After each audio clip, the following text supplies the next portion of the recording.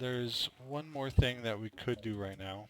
Um, this is actually um, optional, um, not mandatory at all, but by now you should have found a couple of gravitation potions, and that is going to allow us to find the floating islands that spawn. Um, a small world will typically have 3 to 4 of them. So all we gotta do is drink our gravity potion. If you press up, it flips your world upside down. Or more like it flips you upside down and the physics kick in. So we are just gonna keep flipping ourselves and falling through the sky until we find a floating island.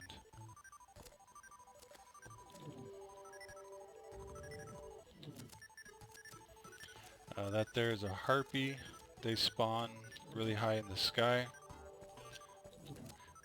Sometimes they show up even if you're on a something of a tall mountain. So they drop feathers, which is something that you need in order to craft more of these gravitation potions.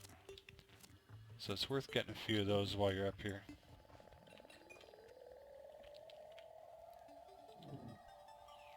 I'm quite surprised that we haven't found at least one island yet. But that's random world generation for you.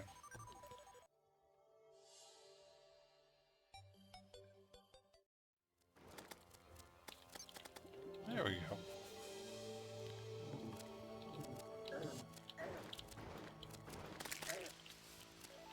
Now you do want to be careful when you're using the gravitation potions. It is very easy to fall to your death if you're not paying attention.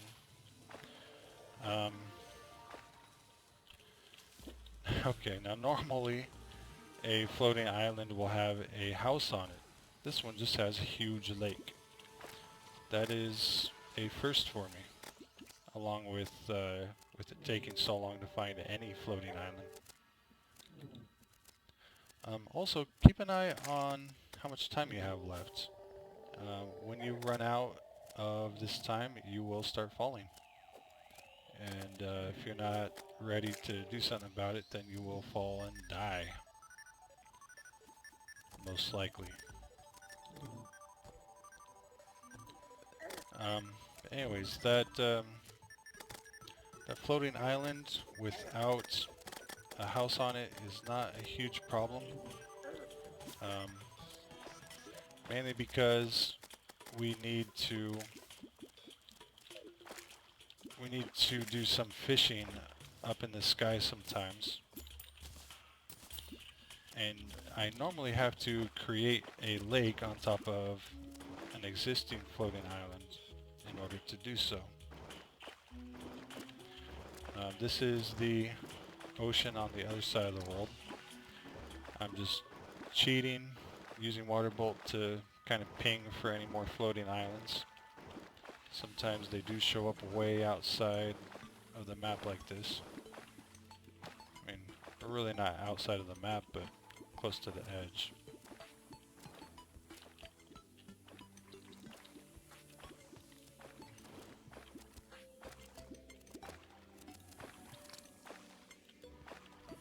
Yep, I'm not seeing anything bounce back. Means there's not a floating island up there. So I'm going to use a recall potion. We could swim down and loot any chests we find down there, but at this point the gear isn't going to be that great. So we'll do that later. So we're going to hit our second gravitation potion and take off to the left now.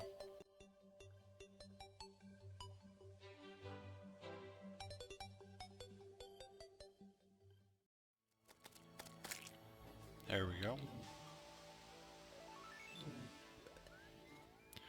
Okay, so this is normally what you will find when you get to a floating island.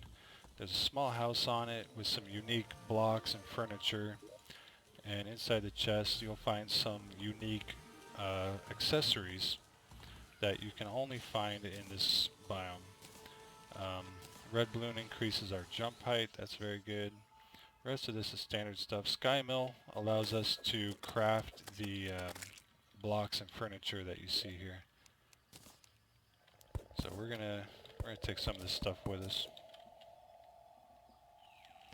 and continue on our way looking for some more. I believe there's several items. I know there's a sword. We found one of the accessories that I'm looking for. But there's one accessory that is very, very important. It's called a Lucky Horseshoe. And it completely negates fall damage. That is huge. As I said, most of the deaths in this game tend to be from falling to death. And being able to fall any distance and walk away from it is very, very, very nice. Oh, we're gonna have to recall. Recall. Oh man. Okay.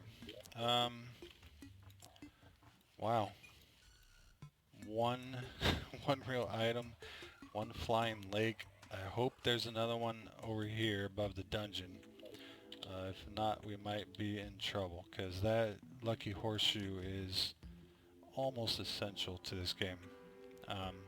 It becomes obsolete later on, but we're a long way from that. Okay, so there was no hidden floating island above the dungeon or the ocean, which means that this is by far the weakest world generation I've ever had for floating islands. That's okay. None of that stuff is absolutely critical. It just helps a lot. One other thing that's totally optional, once you start breaking shadow orbs, if your world's corruption, or the crimson hearts, there's a chance of meteors falling. You don't actually see the meteor fall, you just see what happens when it does. A large part of the map will explode and get filled with this meteorite. And these meteor head monsters spawn when you're in a meteorite area now. Let's see. They tend not to spawn meteors towards the center of the map. They know that that's where most players like to build their bases, and to this very day I've never had a base get destroyed by a meteor. So nothing to really worry about there. If you do have a marvelously artistically crafted base, it wouldn't be a bad idea to meteor-proof it by putting basically a large row of dirt above it, way up in the sky.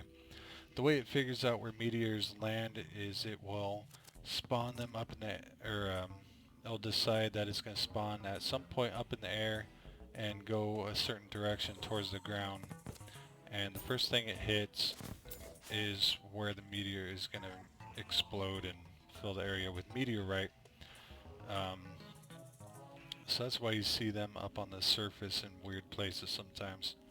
Depending on what it hits, you could get just a little bit of meteorite or a lot. In this case, it seemed to hit in an ideal location, so there's a ton of meteorite down there. Now meteorite, if you touch it, it will start burning you. It does a lot of damage. So you have to be very careful about how you go about mining this stuff. There are potions and there are accessories that will allow you to touch the meteorite bricks without catching fire. We don't have access to either of those right now.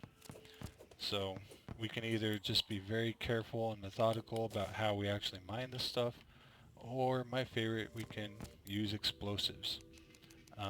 I recommend crafting sticky explosives, which you basically just combine gel with the explosive and it makes it sticky, as this won't bounce around. Um, we can then be very controlled about where we put our explosions. So I'm going to throw some dynamite right over there once I have a clear shot. Alright, now we gotta get out of here because dynamite explodes really big. Alright, there's a huge chunk of the meteorite already gone. Using explosives is not the most efficient way. A pretty good portion of the meteorite will get destroyed by the explosive, but I think it more than makes up for it in the speed in which you can clear out an area like this.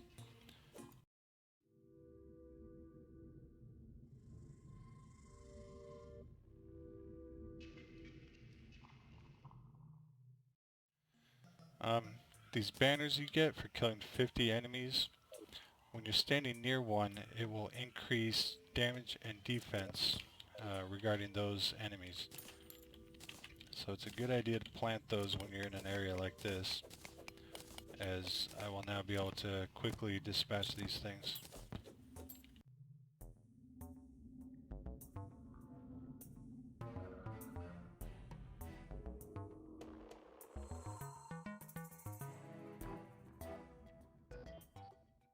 So there you hear the music changing.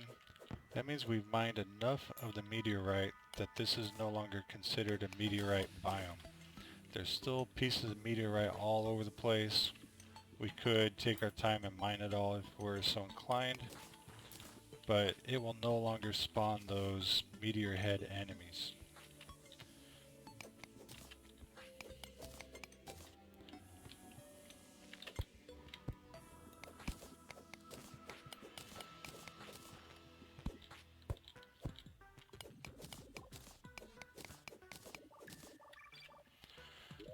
Okay, so we've got a whole lot of meteorite. I'm gonna go ahead and change that into meteorite bars. And just off of this one meteorite, we've gotten a ton of bars. More than enough to craft everything that we could want to make from meteorite. Most notably is, oh yeah, we definitely want that, because our axe and hammer kind of suck right now. Yeah, copper and wood, get rid of that. So there's this space gun, which is a gun, but it uses mana. By itself, it's not really that good, but if we go ahead and get our Meteor Armor set, and just to compare with our B gear, we've got 17 defense. With the Meteor gear, we got 20.